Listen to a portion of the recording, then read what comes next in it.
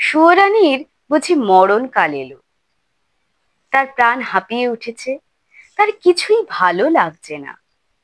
বদ্যি বড়ি নিয়ে এলো, মধু দিয়ে মেরে বললে, খাও। সে ঠেলে ফেলে দিলে। রাজার কানে খবর গেল।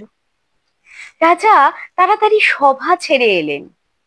পাশে বসে জিজ্ঞাসা করলে, তোমার কি হয়েছে, কি চাই?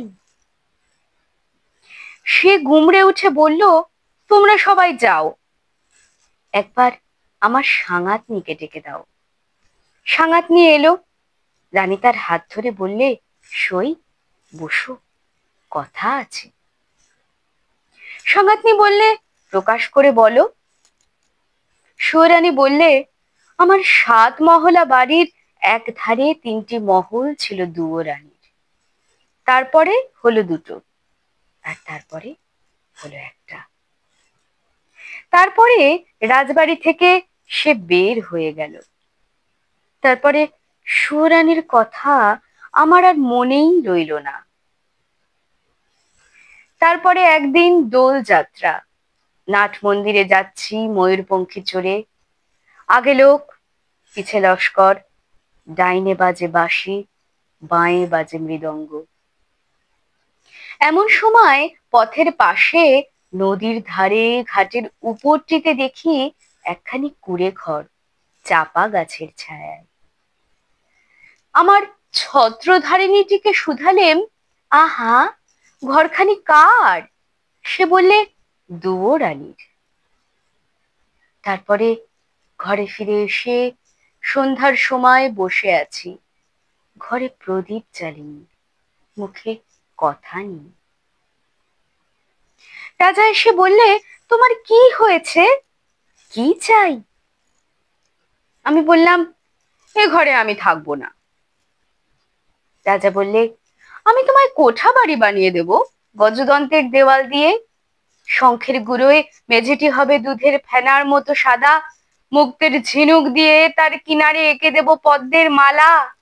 আমি বললেম, আমার বড় স্বাদ গিয়েছে, কুঁড়ে ঘর বানিয়ে থাকি তোমার বহির বাগানের একটি ধারে। রাজা বললে, আচ্ছা বেশ, তার আর ভাবনা কি। কুঁড়ে ঘর বানিয়ে দিল। সে ঘর যেন তুলে আনা বনফুল, যেমনি তৈরি হলো অমনি যেন মুষড়ে গেল। বাস করতে গেলেন, কেবলই লজ্জা পেলেন। তারপরে একদিন স্নান যাত্রা। নদীতে নাইতে গেছি, সঙ্গে 107 জন সঙ্গিনী। জলের মধ্যে পালকি নামিয়ে দিলে, স্নান হলো।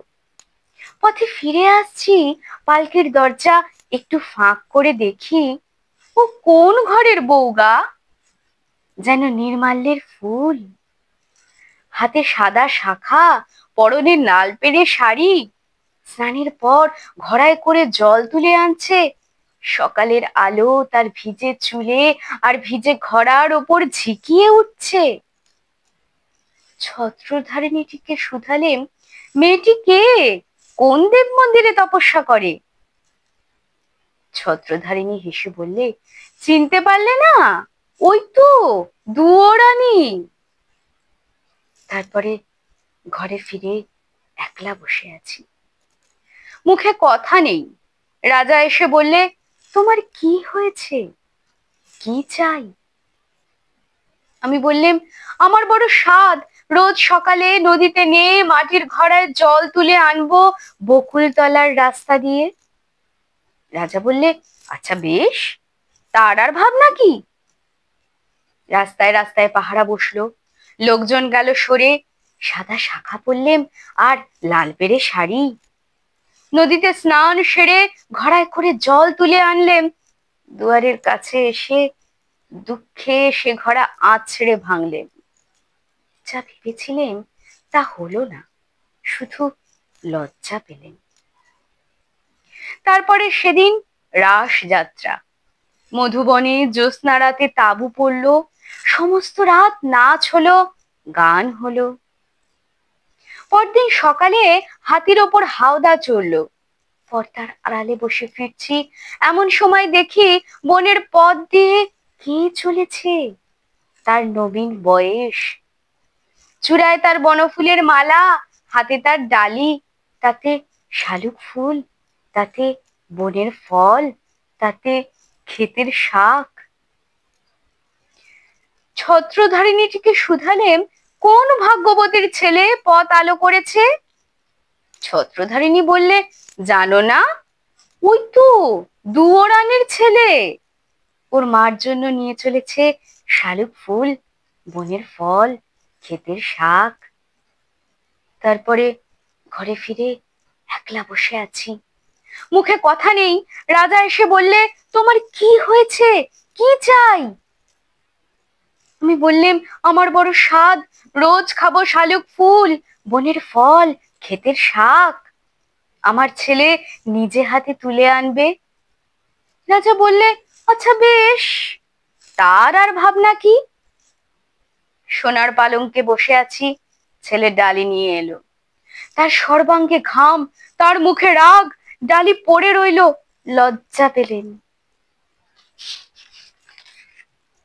তারপরে আমার কি হলো কি জানি, একলা বসে থাকি, মুখে কথা নেই। রাজা রোজ এসে আমাকে শুধায়, তোমার কি হয়েছে, কি চাই? সুয়োরানী হয়েও কি চাই সে কথা লজ্জায় কাউকে বলতে পারিনি, তাই তোমাকে ডেকেছি সাঙ্গাতনি। আমার শেষ কথাটি বলি তোমার কানে, ওই দুয়োরানীর দুঃখ আমি চাই। সাঙ্গাতনি গালে হাত দিয়ে বললে, কেন বলো তো? সুয়োরানী বললে, ওর বাঁশের বাঁশিতে সুর বাজলো, আমার সোনার বাঁশি কেবল বই বেড়ালেম, আগলে বেড়ালেম, বাজাতে পারলেম না। নমস্কার, রবি ঠাকুরের জন্মদিনে তারই লেখা সুয়োরানীর স্বাদ, প্রযত্নে সানার গল্পের ছাপি।